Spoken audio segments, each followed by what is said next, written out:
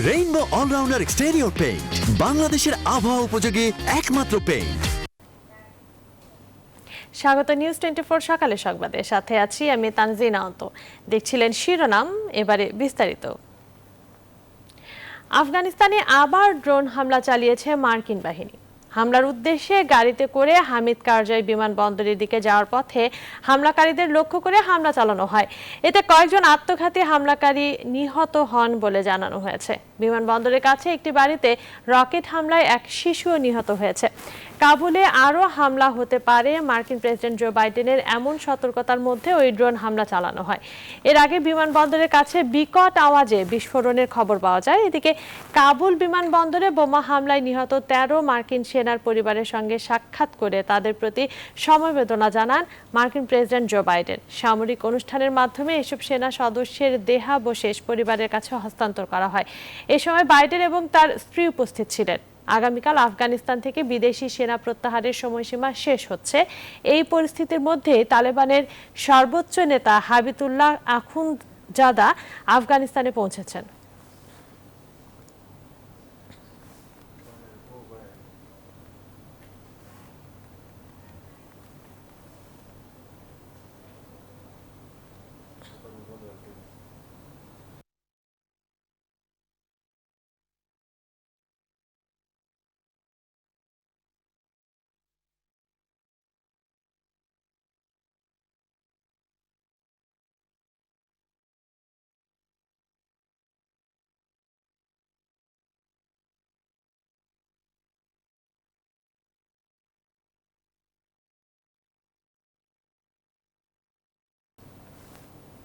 কক্সবাজার বিমানবন্দরই হবে দেশের দীর্ঘতম রানওয়ে।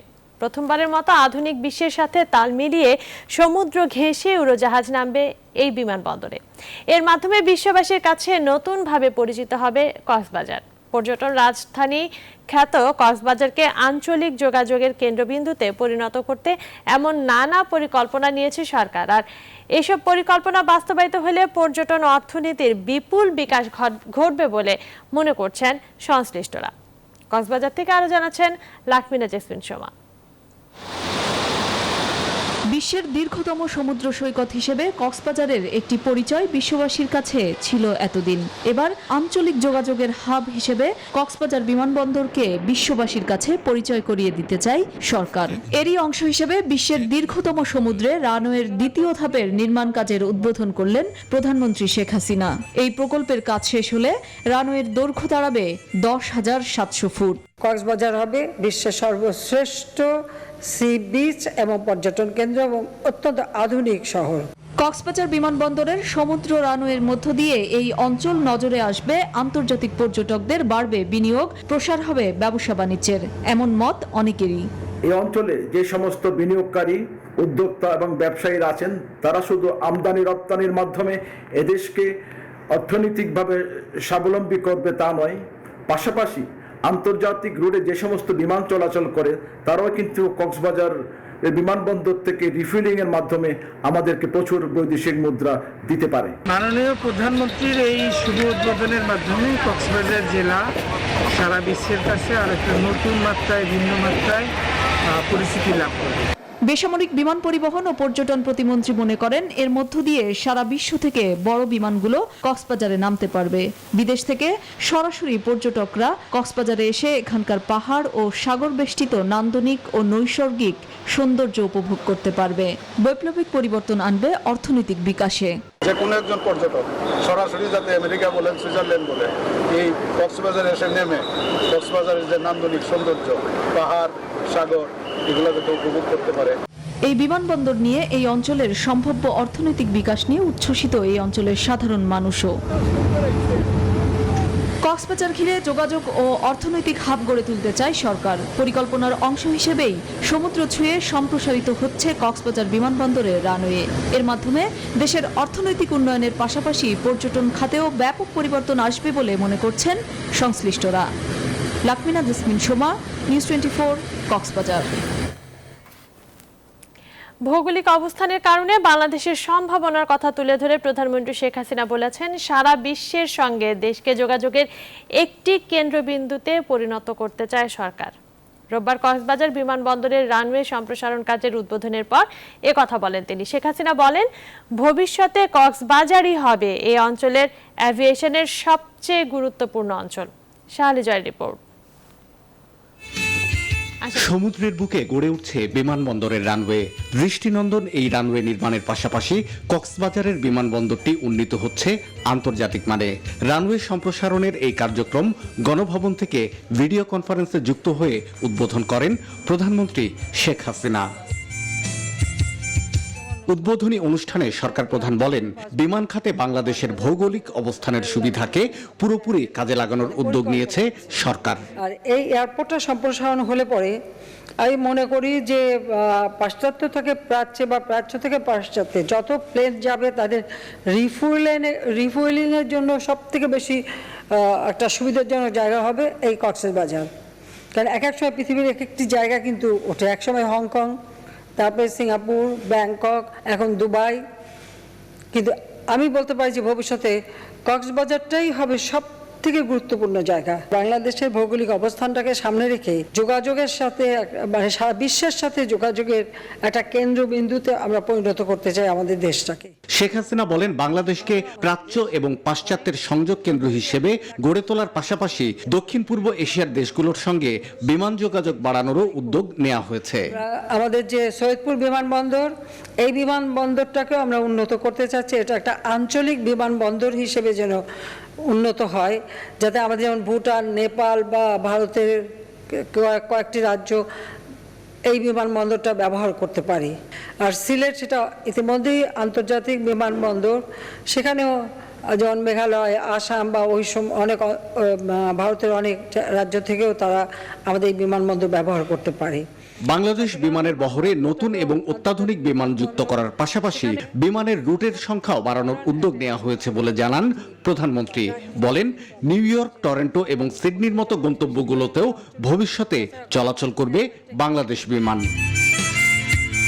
শাহ আলী জয়, নিউজ 24, ঢাকা। দর্শক, কাবুল বিমানবন্দরে বিস্ফোরণের সর্বশেষ খবর জানাতে যুক্তরাষ্ট্র থেকে যুক্ত হচ্ছেন সহকর্মী সুলতানা রহমান। সুলতানা, কাবুল বিস্ফোরণে নিহত 13 মার্কিন সেনার লাশ যুক্তরাষ্ট্রে পৌঁছেছে আমরা জানি। এ নিয়ে সর্বশেষ কি খবর আছে আপনার কাছে? আজ সকালে ওয়াশিংটন ডিসিতে এই 13 সার্ভিস মেম্বারের মরদেহ এসে পৌঁছেছে। আসলে খুবই হৃদয় বিদারক, পুরো আমেরিকা মর্মাহত, বেদনার্থ আজকে। কারণ এই 13 জন সার্ভিস মেম্বারের মধ্যে 5 জনের বয়স 20 বছরের কম। তাদেরকে বলা হয় 9/11 বেবি। কারণ হচ্ছে তাদের জন্ম হয়েছিল 2001 সালে টুইন টাওয়ারের হামলার আগে, এবং এরকম যেই 13 জন মারা গেছে তাদের মধ্যে 5 জনই 9/11 বেবি, যাদের বয়স মাত্র 20 বছর হয়েছে।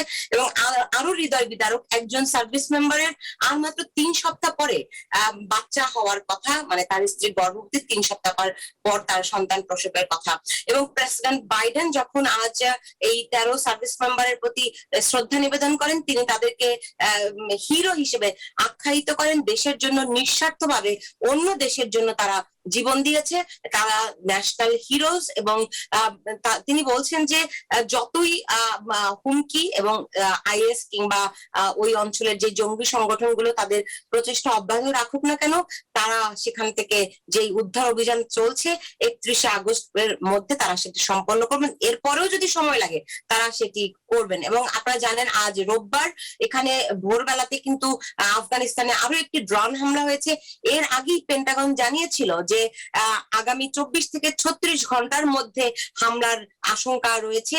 এবং তারা কিন্তু সেটি একেবারে রিয়েল টাইম, যখন তারা এই হামলার পরিকল্পনাগুলো করছে, অগ্রসর হচ্ছে, রিয়েল টাইমে পেন্টাগন কিন্তু সেগুলো অনুসরণ করার সক্ষমতা রাখে। এবং যখন আজ ভোরবেলায় বিপুল পরিমাণ গোলা বারুদ সহ একটি আত্মঘাতী গাড়ি সেখান থেকে কাবুল বন্দরে হামলার উদ্দেশ্যে রওনা হয়, তখন সেটিকে ড্রোন হামলা চালিয়ে ধ্বংস করা হয়। পেন্টাগন জানিয়েছে হয়তো সাধারণ নাগরিকদের প্রাণহানির আশঙ্কা তারা করেছে, ব্রিফিং এ জানিয়েছে। এবং আগামী কটি দিন 31 আগস্ট পর্যন্ত খুবই ঝুঁকিপূর্ণ, খুবই বিপজ্জনক এবং আরো কিন্তু হামলার আশঙ্কা পেন্টাগন জানিয়েছে। কিন্তু আফগানিস্তানে যে পরিস্থিতি উদ্ভূত হয়েছে এ নিয়ে ভীষণ সমালোচনার মধ্যে পড়েছেন প্রেসিডেন্ট বাইডেন, এবং তারা বলছেন, অনেকেই বলছেন, বিশেষ করে রিপাবলিকানরা বলছেন যে যেই প্রক্রিয়ায় প্রেসিডেন্ট বাইডেন সেনা প্রত্যাহার করছেন এবং তিনি যেভাবে করে প্রতিক্রিয়া দেখাচ্ছেন, বলা হচ্ছে যে তিনি আসলে প্রেসিডেন্সি চালানোর মতো দক্ষ কিনা সেই প্রশ্ন তারা তুলছেন। এরকম একটি অবস্থায় আর যেই 31 আগস্ট হওয়া পর্যন্ত আসলে এই সব মানুষকে সেখান থেকে উদ্ধার না করা পর্যন্ত তারা অভিযান অব্যাহত রাখবে এবং আরো হামলার আশঙ্কা রয়েছে বলে পেন্টাগন জানিয়েছে।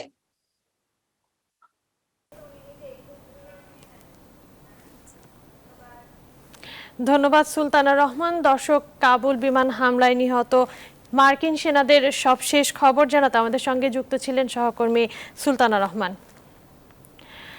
আরও এক মাইলফলক স্পর্শ করলো মেট্রো রেল। এবার আনুষ্ঠানিকভাবে পরীক্ষামূলক চলাচল শুরু হলো বিদ্যুৎ চালিত এই রেলের। উত্তরা থেকে মিরপুর পল্লবী স্টেশন পর্যন্ত চলছে মেট্রো, তবে পরীক্ষামূলকভাবে চললেও সাধারণ যাত্রীদের এই ট্রেনে উঠতে অপেক্ষা করতে হবে আরও প্রায় 1.5 বছর, অর্থাৎ আগামী বছরের ডিসেম্বর পর্যন্ত। প্লাবন রহমান জানাচ্ছেন বিস্তারিত।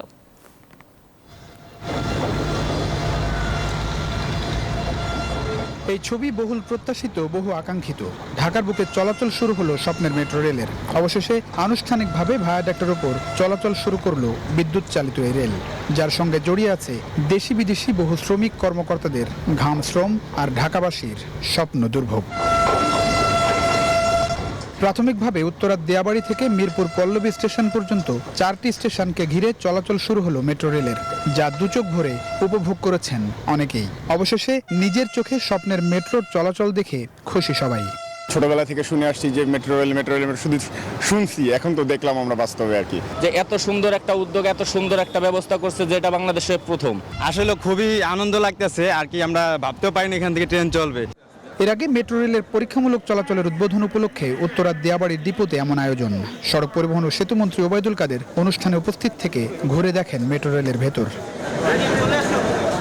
পরে মেট্রো রেল প্রকল্পের অগ্রগতি তুলে ধরে মন্ত্রী বলেন, পরীক্ষামূলক চলাচলের মধ্য দিয়ে মেট্রো রেলের ঐতিহাসিক যুগে প্রবেশ করল বাংলাদেশ। মেট্রো রেল এখন আর স্বপ্ন নয়। 3টি মেজর প্রজেক্ট শেখ হাসিনা সরকারের মাননীয় প্রধানমন্ত্রী উদ্বোধন করতে পারবেন।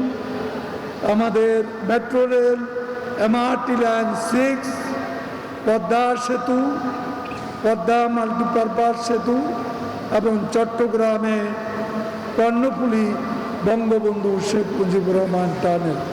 এরপর ডিপো থেকে সবুজ পতাকা উড়িয়ে মন্ত্রী উদ্বোধন করেন ভায়াডাক্টের উপর মেট্রো রেলের পরীক্ষামূলক চলাচলের। উত্তরার দিয়াবাড়ি থেকে মিরপুর পল্লবী পর্যন্ত ছুটে চলে বিদ্যুৎ চালিত এই রেল। তথ্য বলছে, উত্তরা থেকে মতিঝিল মেট্রো প্রকল্পের সার্বিক অগ্রগতি 68 ভাগ, আর উত্তরা থেকে আগারগাঁও পর্যন্ত কাজ শেষ 88 ভাগ। আর তাই পরীক্ষামূলক এই চলাচলের মধ্য দিয়ে যাত্রী পরিবহনের আরও কাছাকাছি পৌঁছালো মেট্রো রেল।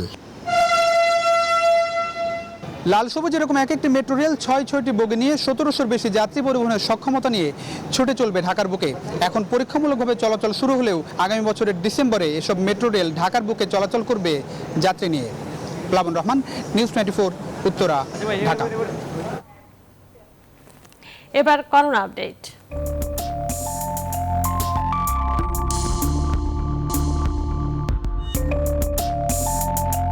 কাপটা ভালো করে ধুয়ে এক কাপটা। কাপ তো ভালো করে ধুইতেছি, তো আপনি হাতটা ধুবেন না? তো চা মাছটা ঠিক করে পড়েন। মাছ পয়লা চা খামু কেমনে? খাওয়ার আগে নামাইবেন, খাওয়ার পরে উঠাইবেন। নিয়ম মেনে সবাই একসাথে করোনা ঠেকাই। 24 ঘন্টায় করোনায় আক্রান্তের হার কিছুটা বাড়লেও দেশে কমতে শুরু করেছে এর প্রকোপ।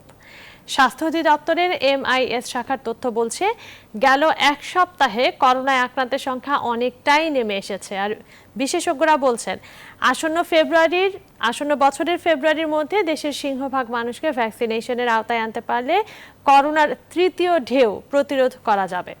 নাইমাল জিকর প্রতিবেদন। চলতি বছরের মার্চ থেকেই চোখ রাঙাতে শুরু করেছিল করোনা ভাইরাস। প্রতিদিন ক্রমেই লাফিয়ে বাড়ছিল আক্রান্তের সংখ্যা, আর প্রতিদিন মৃত্যুর তালিকায় যুক্ত হচ্ছিল শত শত মানুষের নাম। তবে চলতি সপ্তাহে কমতে শুরু করেছে এই ভাইরাসে আক্রান্তের হার। স্বাস্থ্য অধিদপ্তরের তথ্য বলছে 22 আগস্ট এই ভাইরাসে আক্রান্ত হয় 4,804 জন। ঠিক তার পরদিন আক্রান্তের সংখ্যা প্রায় 1,000 বেড়ে দাঁড়ায় 5,717 জনে। তবে 24 আগস্ট থেকে এই সংখ্যা ক্রমেই কমতে শুরু করে, যা 28 আগস্ট কমে দাঁড়ায় 3,436 জনে। যদিও গেল 24 ঘন্টায় এই সংখ্যা কিছুটা বেড়েছে। করোনায় আক্রান্তের সংখ্যা বেড়ে দাঁড়িয়েছে প্রায় 4,000, আর এদের মৃত্যু হয়েছে 89 জনের। এখন আমাদের যে বেডগুলো ফিল আপ থাকতো সেই বেডের অকুপাইসি রেটটাও আমাদের কমে গেছে, প্রায় 50% নেমে আসছে।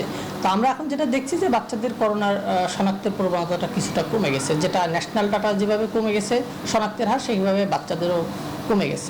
বিশেষজ্ঞদের মতে আসন্ন বছরের ফেব্রুয়ারির মধ্যে দেশের 80% মানুষকে ভ্যাকসিনেশনের আওতায় আনা গেলে মহামারী করোনার তৃতীয় ঢেউ থেকে রক্ষা পাবে দেশ। যে ভ্যারিয়েন্টই আসুক না কেন, আমার মনে হয় যে ভ্যাকসিনগুলো বাজারে আসছে বা আমাদের গভর্নমেন্ট আমাদেরকে প্রোভাইড করছে, আমার মনে হয় যে একটা নির্দিষ্ট কোনো ভ্যারিয়েন্ট তার বিপরীতে কোনো ভ্যাকসিনে কাজ করবে না, এটা হয়তো হওয়ার কথা না। ফেব্রুয়ারির শেষ দিনের মধ্যেই দেশের অধিকাংশ অর্থাৎ 80% মানুষকে টিকা দানের অন্তর্ভুক্ত করা উচিত এবং সেই লক্ষ্যেই সমস্ত পরিকল্পনা সুবিন্যস্ত করা উচিত। ভ্যাকসিনেশনের আওতায় আসলেও স্বাস্থ্যবিধি ও সামাজিক দূরত্ব মেনে চলতে হবে বলেও জানান বিশেষজ্ঞরা। আলচিকো, নিউজ 24, ঢাকা। চীন থেকে দেশে এসেছে সিনোফার্মের আরও 3 লাখ ডোজ ভ্যাকসিন ও বিভিন্ন চিকিৎসা সরঞ্জাম। রোববার বাংলাদেশ বিমানের একটি C-130 পরিবহন বিমানে কুর্মিটোলার বাংলাদেশ নৌঘাঁটি বঙ্গবন্ধুতে এই টিকা ও চিকিৎসা সরঞ্জাম আসে। এ সময় উপস্থিত ছিলেন বাংলাদেশ বিমান বাহিনী ও স্বাস্থ্য অধিদপ্তরের প্রতিনিধিরা। বাংলাদেশের সাথে চীনের বন্ধুত্বপূর্ণ সম্পর্ক থাকার কারণে এবং প্রধানমন্ত্রীর ঐকান্তিক প্রচেষ্টায় এই ভ্যাকসিন দেশে আনা সম্ভব হচ্ছে বলে জানান পরিবহন বিমানটির দলনেতা উইং কমান্ডার মোহাম্মদ হাবিবুর রহমান।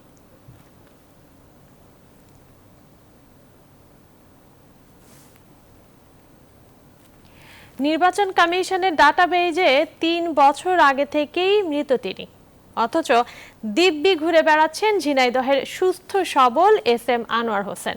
কিন্তু মৃত ঘোষিত থাকার কারণে করোনার টিকার রেজিস্ট্রেশন করতে পারছেন না তিনি। নিজেকে জীবিত প্রমাণ করতে ঘুরতে হচ্ছে নানা স্থানে। শেখ রুহুল আমিনের তথ্যচিত্রে ডেস্ক রিপোর্ট। 3 বছর আগের কথা, নির্বাচন কমিশন মৃত হিসেবে তালিকাভুক্ত করে ঝিনাইদহ পৌরসভার কাঞ্চননগর গ্রামের SM আনোয়ার হোসেনকে, যিনি সুস্থ শরীরে দিব্যি ঘুরে বেড়াচ্ছেন। আনোয়ার হোসেন পেশায় ঠিকাদার। ডায়াবেটিস, রক্তচাপ সহ নানা রোগ বাসা বেঁধেছে তার শরীরে। সম্প্রতি করোনার প্রকোপ থেকে বাঁচতে টিকার রেজিস্ট্রেশন করতে গিয়ে বাধে বিপত্তি। বেশ কয়েকবার চেষ্টা করেও ব্যর্থ হন রেজিস্ট্রেশন করতে। সমাধান খুঁজতে যান জেলা নির্বাচন অফিসে। সেখানে গিয়ে জানতে পারেন জীবিত থেকেও সরকারের কাছে মৃত তিনি। এরপর থেকেই শুরু হয় নিজেকে জীবিত প্রমাণ করার যুদ্ধ। যান নির্বাচন কার্যালয়, কাউন্সিলরের অফিস সহ নানা স্থানে। ঘটনা জানাজানি হলে হতাশ হয়ে পড়েন আনোয়ার হোসেন আর তার পরিবার। এই যে মৃত মানুষ তো বাংলাদেশের কোনো সেবাই পাবে না সে। এমনকি আমার যদি এখন মৃত্যু হয়, আমি কোনো ডাক্তারের কাছে বা আমি যদি কোথাও সেবা নেওয়ার জন্য যাই বা কোনো জায়গায় কোনো বড় ডাক্তারের কাছে যাইতে চাই, তাও আমি যেতে পারবো না। নির্বাচন অফিসে গেছে, তার মানে দুনিয়ার ভাষা দিয়ে বের করে দিয়েছে যে ওসে হবে না, আনতান কিসের জন্য হবে না, সে তো বাংলাদেশের একটা নাগরিক। আমারও সার্টিফিকেট, আমি এবার SSC পরীক্ষার্থী, তো আমারও অনেক সমস্যা হচ্ছে, শুধু বাবার না আমাদের পুরো ফ্যামিলির উপর এটা একটা অনেক বড় একটা চাপ পড়ছে। তবে কি কারণে ঘটেছে এমন ঘটনা তার সঠিক জবাব দিতে পারেনি নির্বাচন কমিশন।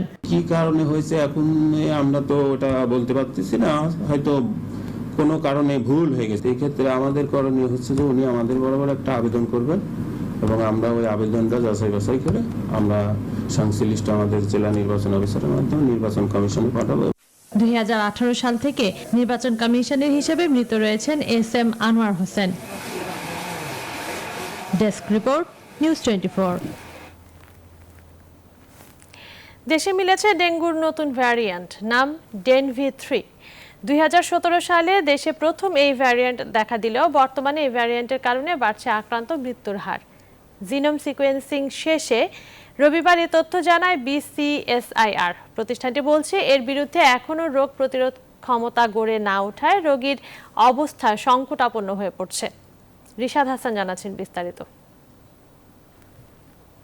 বিশ্ব স্বাস্থ্য সংস্থার তথ্য মতে বিশ্বব্যাপী প্রায় 3.6 বিলিয়ন মানুষ রয়েছে ডেঙ্গু ঝুঁকিতে।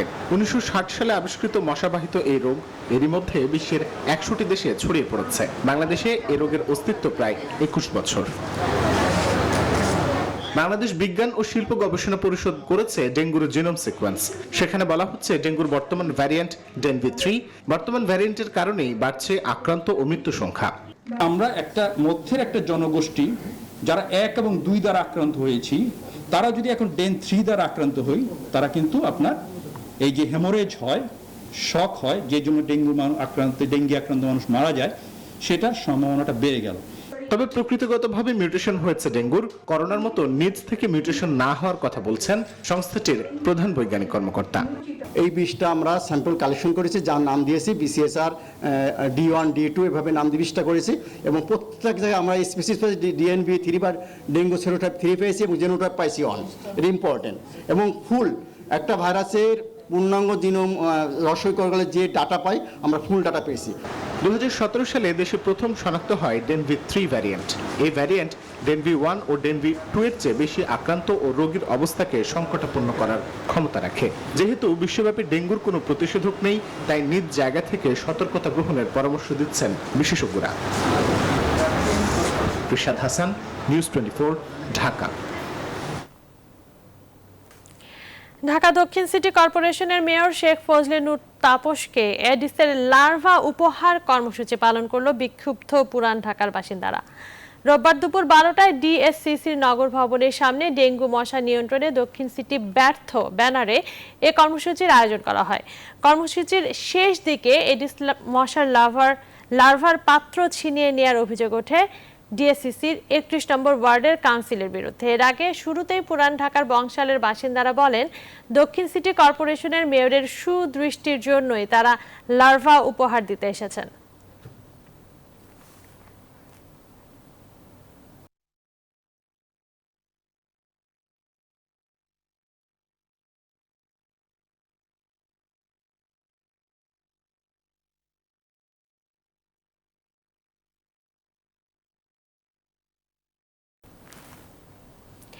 পদ্মা, যমুনা, তিস্তা, ব্রহ্মপুত্র সহ বেশ কয়েকটি নদ নদীর পানি বৃদ্ধি অব্যাহত রয়েছে। এতে দেশের উত্তর মধ্যাঞ্চলের বিভিন্ন জেলায় নিম্নাঞ্চল ও চরাঞ্চল প্লাবিত হয়েছে। পানিবন্দী হয়ে পড়েছে লাখো মানুষ।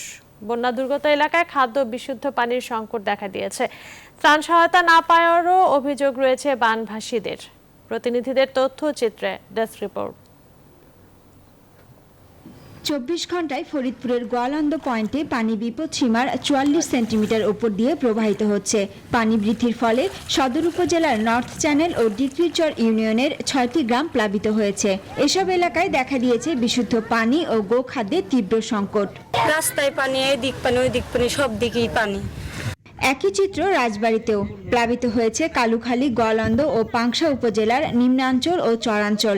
পানিবন্দী হয়ে পড়েছে এসব এলাকার প্রায় 8000 মানুষ। সিরাজগঞ্জে যমুনা নদীর পানি বৃদ্ধি অব্যাহত রয়েছে। নদী তীরবর্তী বিভিন্ন উপজেলার বিস্তীর্ণ এলাকা প্লাবিত হওয়ায় পানিবন্দী হাজারো মানুষ। ঘরবাড়িতে পানি ওঠায় উঁচু বাঁধে আশ্রয় নিয়েছেন অনেকে। বানভাসীদের অভিযোগ, খেয়ে না খেয়ে মানবেতর জীবনযাপন করলেও পাননি কোনো ত্রাণ সহায়তা। খাওয়া দাওয়ার কষ্ট, গোসলের কষ্ট, পানিতে টিউবওয়েল তলা আছে। আমরা চলাই খুব কঠিন, আমাদের পাশে কেউ আমাদের সাথে দাঁড়ায় না। রংপুরের তিস্তার পানি বৃদ্ধি পেল, বন্যা পরিস্থিতি অপরিবর্তিত রয়েছে। দুর্গত এলাকায় খাদ্য ও বিশুদ্ধ পানির সংকট দেখা দিয়েছে। সরকারের পক্ষ থেকে খাদ্য সহায়তা দেয়া হলে তা পাননি অনেকে, এমন অভিযোগও রয়েছে। ঘর দুয়ার আকাশ চুলে সব ডুবে গেছে, করি খামো তার কোনো বুদ্ধি নেই। সরকারি সাহায্য সহযোগিতা আমরা পাই না। অতিবৃষ্টি ও পাহাড়ি ঢলে কুড়িগ্রামে নদ নদীর পানি বৃদ্ধির ফলে নতুন নতুন এলাকা প্লাবিত হয়েছে। এসব এলাকায় পানিবন্দী প্রায় 30,000 মানুষ। তলিয়ে গেছে 12,000 হেক্টর জমির ফসল। ভেসে গেছে অর্ধশত পুকুরের মাছ। পানি উঠছে, এখন তো বাচ্চা কাচ্চা নিয়ে খুবই সমস্যা। গাইবান্ধায় ব্রহ্মপুত্র ও তিস্তার পানি বিপদসীমার উপর দিয়ে প্রবাহিত হচ্ছে। তবে ঘাঘট ও করতোয়ার পানি বৃদ্ধি পেলেও এখনও বিপদসীমার নিচ দিয়ে প্রবাহিত হচ্ছে। Desk report, news 24। যুক্তরাষ্ট্রের লুইজিয়ানা অঙ্গরাজ্যে আঘাত এনেছে ঘূর্ণিঝড় আইডা। ঘন্টায় 150 মাইল বেগে এটি উপকূলে আছড়ে পড়েছে। ক্ষয়ক্ষতি এড়াতে সরিয়ে নেওয়া হয়েছে হাজার হাজার মানুষকে। ঘূর্ণিঝড় আইডার কারণে 3 লাখের বেশি মানুষ বিদ্যুৎ বিচ্ছিন্ন হয়ে পড়েছে। বাড়ি ছেড়েছে কয়েক হাজার মানুষ। লুইজিয়ানার গভর্নর জন বেল এডওয়ার্ড জানান, 1850 সালের পর উপকূলে আঘাত হানা সবচেয়ে শক্তিশালী ঘূর্ণিঝড় হিসেবে ধরা হচ্ছে আইডাকে। প্রেসিডেন্ট জো বাইডেন ঘূর্ণিঝড় আইডাকে খুবই বিপজ্জনক বলে আখ্যা দিয়েছেন। তিনি এই অঞ্চলের লোকজনকে সাহায্য করতে প্রস্তুতি নেওয়ার নির্দেশ দিয়েছেন।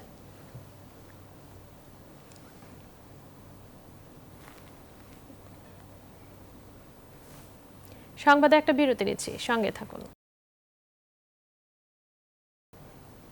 আবারও স্বাগত, দেখছেন নিউজ 24 সংবাদ। কারাবন্দী হেফাজতে ইসলামের সব নেতৃবৃন্দকে অনতিবিলম্বে মুক্তি দেবার দাবি জানিয়েছেন হেফাজতে ইসলামের নবনির্বাচিত আমির আল্লামা শাহ মুহিবুল্লাহ বাবুনগরী। রোববার রাজধানীর খিলগাঁওয়ের মাহজানুল উলুম খিলগাঁও মাদ্রাসায় অনুষ্ঠিত কেন্দ্রীয় কমিটির বৈঠক শেষে দাবি জানানো হয়।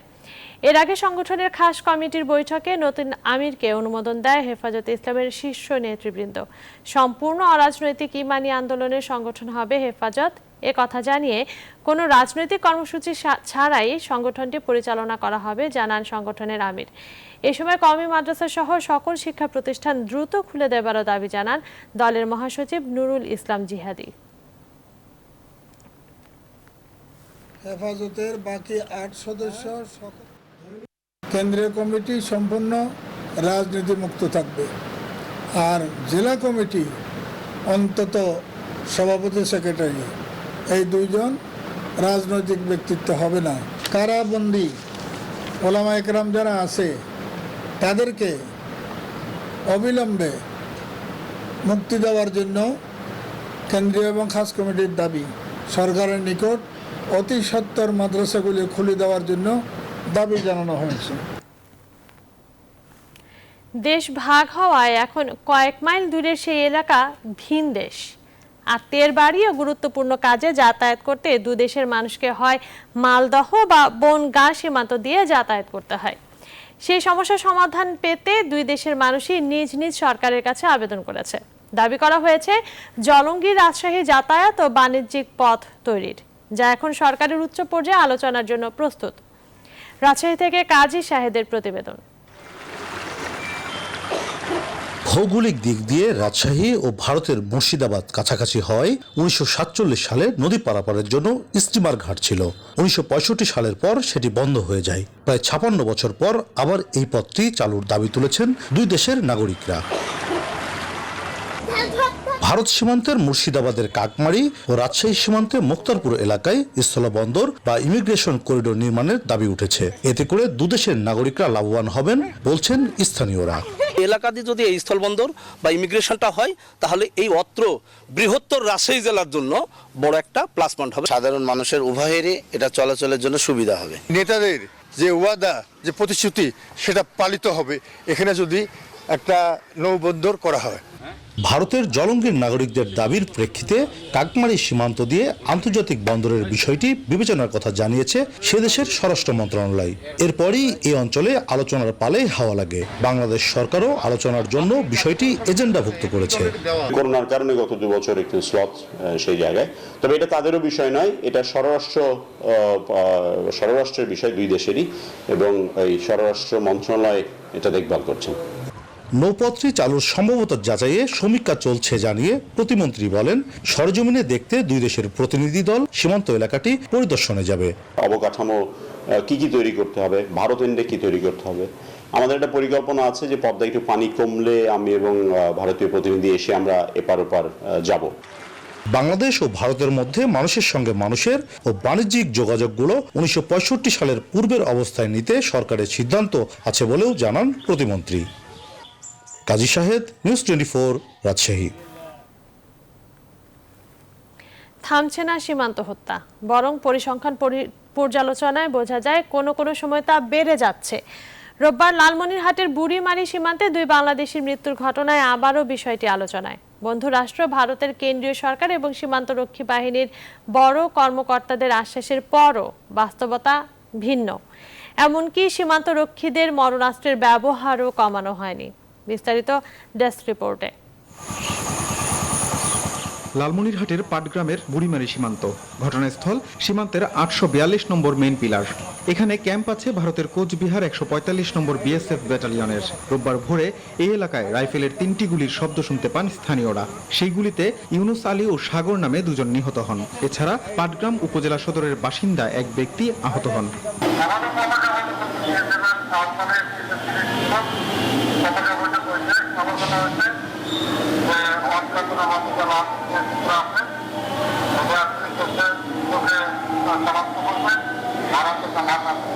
এই হত্যাকাণ্ড আবারও সামনে নিয়ে এলো সীমান্ত হত্যা বন্ধের বিষয়ে নানা সময়ে দুদেশের বৈঠক ও চুক্তিকে। পরিসংখ্যান বলছে 2009 ও 2010 সালে আশঙ্কাজনক হারে বেড়ে যায় সীমান্ত হত্যা।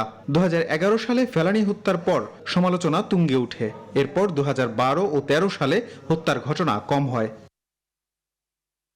কিন্তু পরের বছরগুলোতে আবারও তা বেড়ে যায়। 2018 সালে সীমান্তে মৃত্যু হয় 14 বাংলাদেশির। সে বছর ভারত বাংলাদেশের দ্বিপাক্ষিক চুক্তি হয় সীমান্ত অতিক্রমের ক্ষেত্রে মারণাস্ত্রের ব্যবহার কমানোর বিষয়ে। স্থানীয়রা বলছেন সীমান্ত হত্যা এই সময়ে কমেনি, বরং 2019 ও 2020 সালে সেই চুক্তির বিপরীত অবস্থায় মিলেছে সীমান্ত জুড়ে। Desk report, news 24।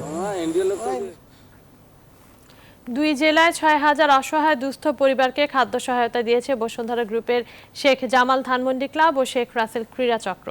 এর মধ্যে চট্টগ্রামে 3000 ও মানিকগঞ্জে 3000 মানুষ সহায়তা পেয়েছেন। এই ত্রাণ কার্যক্রম পরিচালনা করে ক্লাব দুইটির ম্যানেজমেন্ট। নয়ন বড়ুয়া জয় ও কাবুল খানের তথ্য ছবিতে। Desk report. জাতীয় শোক দিবস উপলক্ষে চট্টগ্রামের সীতাকুণ্ডে 3000 হতদরিদ্র পরিবারকে খাদ্য সহায়তা দিয়েছে বসুন্ধরা গ্রুপের শেখ জামাল ধানমন্ডি ক্লাব। সকালে উপজেলার বারবকুণ্ড এবং দুপুরে বাঁশবাড়িয়া ইউনিয়ন পরিষদের সামনে খাদ্য সামগ্রী বিতরণ করা হয়। খুশি হয়েছি, আমরা দোয়া করি যেন বাঁচি থাকো, চিরজীবী হয়। আমরা 20 দিন 21 দিন চলতে পারবো, ভালো লাগছে। আপনারা দেন, এগুলো খাইরে কনকের দিবেন, যেমন রক্ষা করেন। দরিদ্র অসহায় মানুষের হাতে এই সহায়তা পৌঁছে দিতে পেরে খুশি আয়োজকরা। গরিব দুঃখী যারা কর্মহীন হয়ে পড়ে আছে তাদেরকে খাদ্য সামগ্রী দিয়ে তাদের সহযোগিতা এবং পাশে থাকার জন্যই আমাদের উদ্যোগটা। দুঃসময়ে খাদ্য সামগ্রী উপহার কার্যক্রমকে সাধুবাদ জানিয়েছেন স্থানীয় জনপ্রতিনিধিরা।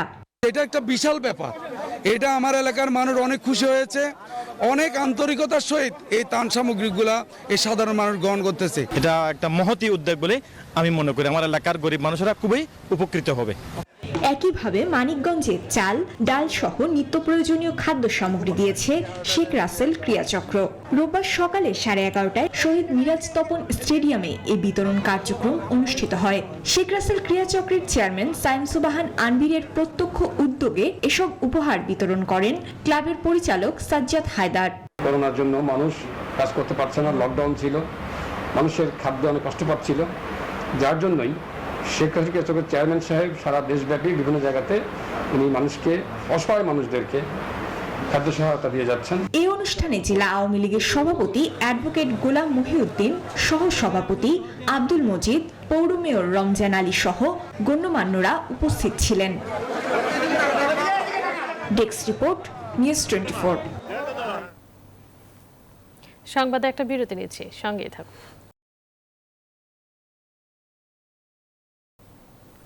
আবারও স্বাগত, দেখছি নিউজ 24 সংবাদ। সাহিত্যিক বুদ্ধদেব গুহ আর নেই। করোনা পরবর্তী অসুস্থতা কেড়ে নিল প্রবীণ এই সাহিত্যিকের প্রাণ। গেল 31 জুলাই থেকে দক্ষিণ কলকাতার বেলভিউ হাসপাতালে চিকিৎসাধীন ছিলেন বুদ্ধদেব। সেখানেই রোববার রাত 11:30 নাগাদ হৃদরোগে আক্রান্ত হয়ে শেষ নিঃশ্বাস ত্যাগ করেন তিনি। চলতি বছরের এপ্রিলে করোনায় আক্রান্ত হয়েছিলেন অশীতি পর এই সাহিত্যিক। সেই সময় শহরের একটি হোটেলে নিভৃত বাসে থাকার পর তাকে হাসপাতালেও ভর্তি হতে হয়। 33 দিন লড়াইয়ের পর করোনা মুক্ত হয়ে বাড়ি ফেরেন বুদ্ধদেব। শ্বাসকষ্টজনিত সমস্যার পাশাপাশি বুদ্ধদেবের মূত্রনালীতে সংক্রমণ ধরা পড়েছিল। এছাড়া তার লিভার এবং কিডনিতেও সামান্য সমস্যা ছিল বলে জানিয়েছিলেন চিকিৎসকেরা। দৃষ্টিশক্তির সমস্যায় ভোগা বুদ্ধদেব বয়সজনিত নানা সমস্যাতেও ভুগছিলেন। বাংলা সাহিত্যে নিজের জায়গা করে নিয়েছিলেন বুদ্ধদেব। প্রথম প্রকাশিত গ্রন্থ জঙ্গলমহল, এরপর থেকে মাধুকরী, কোজাগর, অববাহিকা, বাবলি সহ একের পর এক উপন্যাস উপহার দিয়েছেন পাঠকদের। কিশোর সাহিত্যেও ছিল তার অগাধ বিচরণ।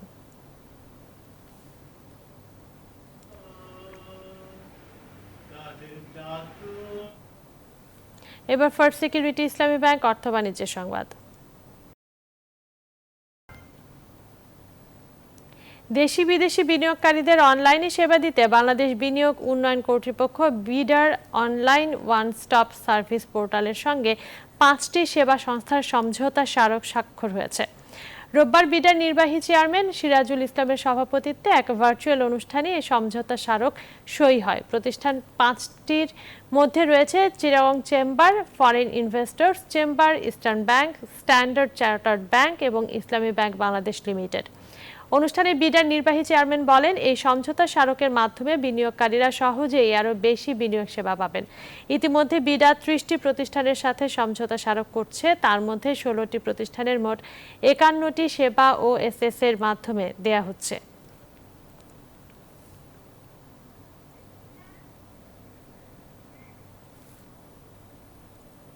ভরা মৌসুমেও রূপালী ইলিশের দেখা নেই চাঁদপুরের পদ্মা মেঘনা নদীতে।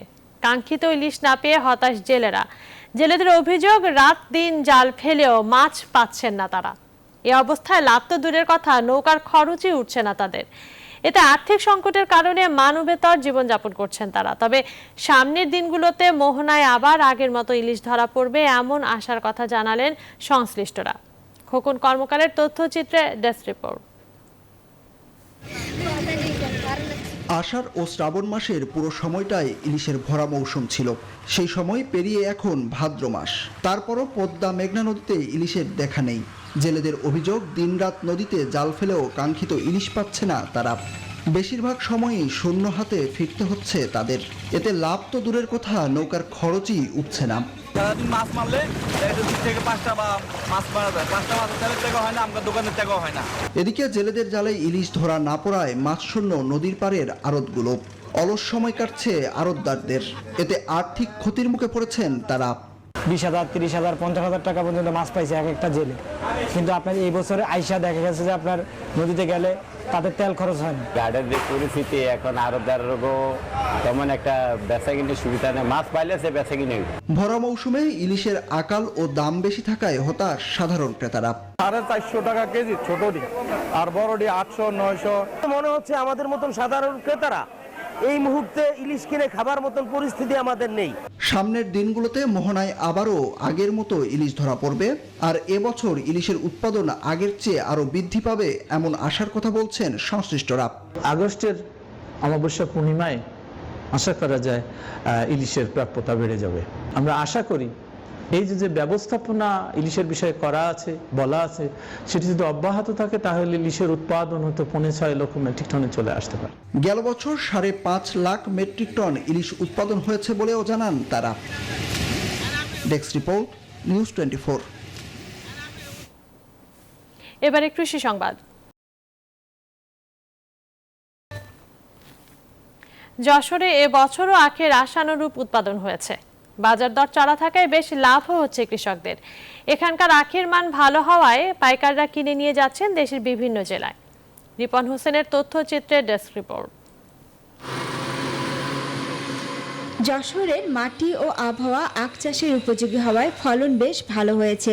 স্বল্প খরচে লাভ বেশি হওয়ায় অন্যান্য ফসলের চেয়ে আখ চাষে আগ্রহী হয়ে উঠেছেন কৃষকরা। কৃষকরা জানান, এখানকার আখের বেশ সুনাম রয়েছে, এই কারণে বিভিন্ন জেলা থেকে ব্যবসায়ীরা এসে কিনে নিয়ে যাচ্ছেন। বাজার দর ভালো থাকায় লাভও হচ্ছে। বাঘারপর আমাদের জমিটা আখ চাষের জন্য সত্যি অনেক ভালো। বিগত বছরের তুলনায় এবছর আখের ফলনও ভালো আর দামটাও অনেক বেশি। দেখা যাচ্ছে প্রায় 1 বিঘা লাগাইছি আর ফলনও মাশাআল্লাহ যাক মোটামুটি খুব ভালো, আর বিক্রি হয় 2 লাখের উপরেই। আখ গত বছর যে দামে বিক্রি হয়েছিল তাতে খুবই বেশি এবারে দাম। কৃষি কর্মকর্তারা বলছেন, আখ চাষকে লাভজনক করে তুলতে কৃষকদের সব ধরনের সহযোগিতা ও প্রশিক্ষণ দেওয়া হচ্ছে। পাইকারি রেট, চাষিদের রেটও যদি আমরা 20 টাকা ধরি তাহলে প্রায় 20 কোটি টাকার আখ আমাদের এখানে বেচা কেনা হয় মুখে খাওয়ার জন্য। যশোরে এবছর 300 হেক্টর জমিতে আখের চাষ হয়েছে। Desk report, news 24। সংবাদের পর্যায়ে নিচ্ছি আরো একটা বিরতি, সাথেই থাকুন। আবারও স্বাগত, দেখছি নিউজ 24 সংবাদ। এবারে খেলার খবর।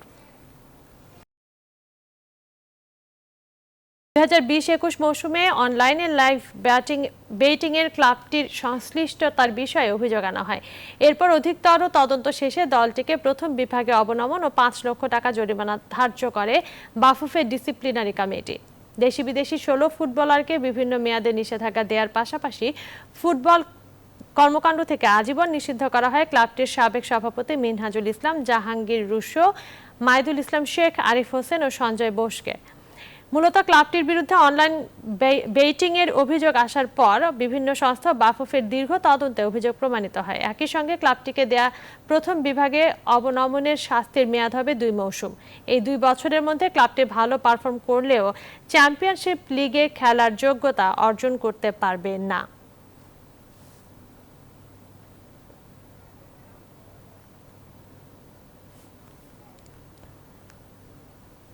নিউজিল্যান্ডের বিপক্ষে টি-20 সিরিজকে সামনে রেখে চলছে টাইগারদের মাঠের অনুশীলন। সময় নির্ধারণ করা থাকলেও এদিন অনুশীলন করেনি সফরকারী নিউজিল্যান্ড। 3 ডিপার্টমেন্টে টাইগাররা ঘণ্টার ব্যাপী অনুশীলন সেশনে ঘাম ঝরিয়েছেন। নিউজিল্যান্ডের বিপক্ষে নিজেকে আরও ভালোভাবে মেলে ধরতে চান শেখ মেহেদী হাসান। বোলিংয়ের পাশাপাশি ব্যাটিং ডিপার্টমেন্টেও ভালো করতে চান এই তরুণ অলরাউন্ডার। বিস্তারিত তৌহিদুল ইসলামের রিপোর্টে। নিউজিল্যান্ডের বিপক্ষে টি-20 সিরিজকে সামনে রেখে অনুশীলনে ব্যস্ত বাংলাদেশ ক্রিকেট দল। মিরপুর হোম অফ ক্রিকেটে তৃতীয় দিনের মতো ঘাম ঝরিয়েছেন টাইগাররা। ব্যাটিং বোলিংয়ের পাশাপাশি ফিল্ডিংয়েও সময় দিয়েছেন রাসেল ডোমিঙ্গোর শিষ্যরা। কিবিদের বিপক্ষে নতুন বলে নিজেকে আরও মেলে ধরতে চান তরুণ অলরাউন্ডার শেখ মেহেদী হাসান। নতুন বলের রোলটা খুবই ইম্পর্টেন্ট। এখানে যদি আমি সাকসেস হইতে পারি তাহলে টিমের জন্য ভালো। পাওয়ার প্লেটা ভালো একটা ফুলফিলভাবে কভার করা যায়। দেখা যাচ্ছে আপনি একটা ওভার ভালো করতে পারলে অন্য অপোনেন্ট থেকে একটা ওভার বেশি রান হয়ে যায়। এইটার কম্বিনেশনটা আর কি মেনটেন করে বল করতে হয়। বোলিংয়ের পাশাপাশি ব্যাট হাতে তাকে মাঝে মধ্যেই দেখা যায় টপ অর্ডারে। সুযোগ পেলে তা কাজে লাগাতে প্রস্তুত তিনি। একটা সুযোগ থাকে যে ওইখানে টি-20-তে বেশ কিছু রান করার জন্য, তো আমি সবসময় চেষ্টাই করি নিজের সেরাটা দেওয়ার জন্য এবং টিমের পছন্দ মতন যেখানে টিম ম্যানেজমেন্ট থেকে আমাকে বলা হয় আমি অবশ্যই চেষ্টা থাকি সেইখান থেকে ইমপ্রুভ করার। ব্যাটিং বোলিংয়ের পাশাপাশি টি-20 ক্রিকেটে ফিল্ডিংয়ের গুরুত্বও তুলে ধরেন এই তরুণ অলরাউন্ডার। ফিল্ডিংটা খুবই ইম্পর্টেন্ট, যে একটা ভালো রান আউট, একটা ভালো ক্যাচ টিমের মোমেন্টাম চেঞ্জ করে দেয়। তো টি-20 খেলা হাই ইন্টেন্সিটির খেলা, এখানে হাই ইন্টেন্সিটিতেই ফিল্ডিং করতে হয়। তো এখানে আপনার অপশন কম থাকে, সময় কম থাকে। তো যেদিন যে রিকভারি ভালোভাবে করতে পারে সেই সাইডটা সে আগায় দিতে পারে। মিরপুর হোম অফ ক্রিকেটে আগামী 1 সেপ্টেম্বর থেকে শুরু হবে বাংলাদেশ ও নিউজিল্যান্ডের মধ্যকার 5 ম্যাচের টি-20 সিরিজ। তৌহিদুল ইসলাম, নিউজ 24। নিউজিল্যান্ডের বিপক্ষে টি-20 সিরিজে কিছুটা স্পোর্টিং উইকেট আশা করছে বিসিবি। ক্রিকেট অপারেশনস কমিটির চেয়ারম্যান আকরাম খান জানিয়েছেন, ক্রিকেটারদের সুবিধার জায়গা বিবেচনায় রেখে উইকেট বানাতে চায় বোর্ড। পাশাপাশি আইপিএলে সাকিব মুস্তাফিজের খেলতে যাওয়ার বিষয়টি দলের জন্য ইতিবাচক হিসেবেই দেখছেন তিনি। আমরাও চাই যে আপনার প্লাসিড উইকেট হোক, ব্যাটসম্যানদের যে টি-20-র মতো উইকেটটা হোক, সেটাও কিন্তু আমরা চাই। কারণ ডিপেন্ড করছে শুধু উইকেট না, আপনার ওয়েদারও কিন্তু দেখতে হবে। কন্ডিশনের ইজ ভেরি ইম্পর্টেন্ট। প্লেয়াররা যেখানে কমফোর্টেবল থাকে, যেটা বাংলাদেশ টিমের জন্য বেনিফিট হবে, সেটাই কিন্তু সবাই করার চেষ্টা করছে। এই ছিল এখনকার আয়োজনে, সাথে থাকার জন্য ধন্যবাদ।